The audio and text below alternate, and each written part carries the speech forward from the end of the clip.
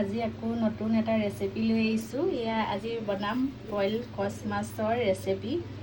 আৰু ইয়াত মই লৈ লৈছোঁ প্ৰথমতে পিঁয়াজ এটা কাটি লৈছোঁ, আদা ৰচুন থেতেলিয়াই লৈছোঁ, আৰু এইফালে দুটা মই বিলাহী দিছোঁ, আৰু এটা আলু, আৰু এইখিনি হ'ল কচ মাছখিনি। এইখিনি ধুনীয়া আছে, মই একদম কাটি ধুনীয়া সজাই দিলোঁ। কেঁচা জলকীয়া দিম, পাছত দিম, পোৱালীকেইজনীয়ে খাবলৈ দিম বুলি ভাবিছোঁ মানে অলপমান আজি। আৰু সেয়াই এইফালে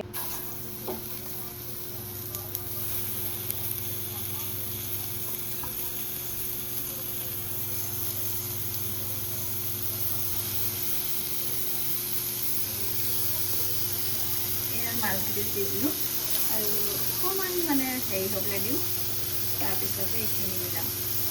যিখিনি ইয়াত তেল ওলাবলৈ লৈছে আৰু এইখিনি ৰুটিয়াই দিম।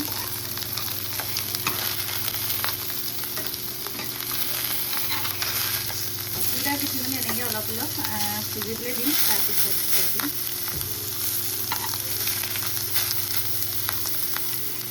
ধুনীয়া তেল ওলাই গৈছে, কিয়নো কচ মাছটো তেলি, সেইকাৰণে বইল খাই মানে অলপ ভাল লাগে।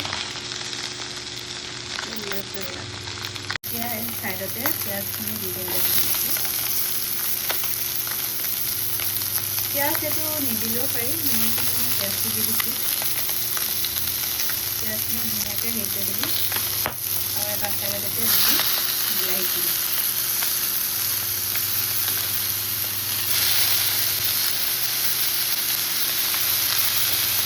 বনাই দিম এতিয়া এইখিনি, আৰু এতিয়া জোখমতে নিমখ দি দিছোঁ।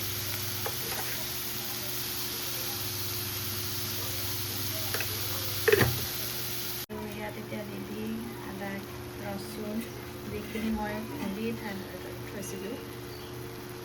একেবাৰে লাষ্টত যাব এতিয়া পানী।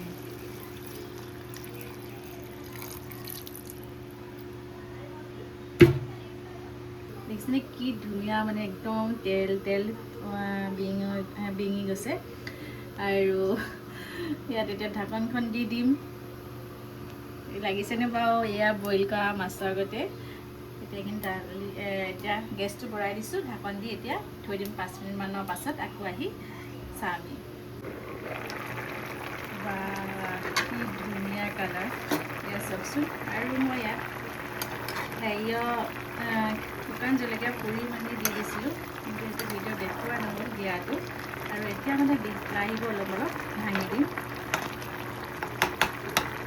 বিলাহীটো অকণমান ভাঙি দিম। দেখিছেনে একদম কোনে ক'ব বাৰু এয়া এইখিনি যে একদম অলপো তেল নিদিয়াকৈ বনাইছোঁ।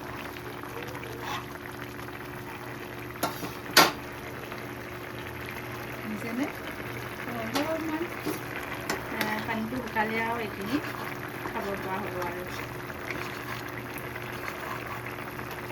বিলাহীটো মই ভাঙি দিছোঁ।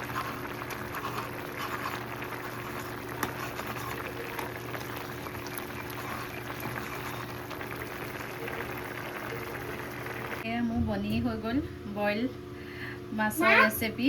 আৰু মোৰ যদি ভিডিঅ'টো ভাল লাগিলে আপোনালোকে লাইক, শ্বেয়াৰ এণ্ড ছাবস্ক্ৰাইব কৰি দিব। আৰু আজিলৈ বাই, আকৌ নতুন এটা ভিডিঅ'লৈ আপোনালোকৰ আগলৈ আহিম। বাই বাই আজিলৈ।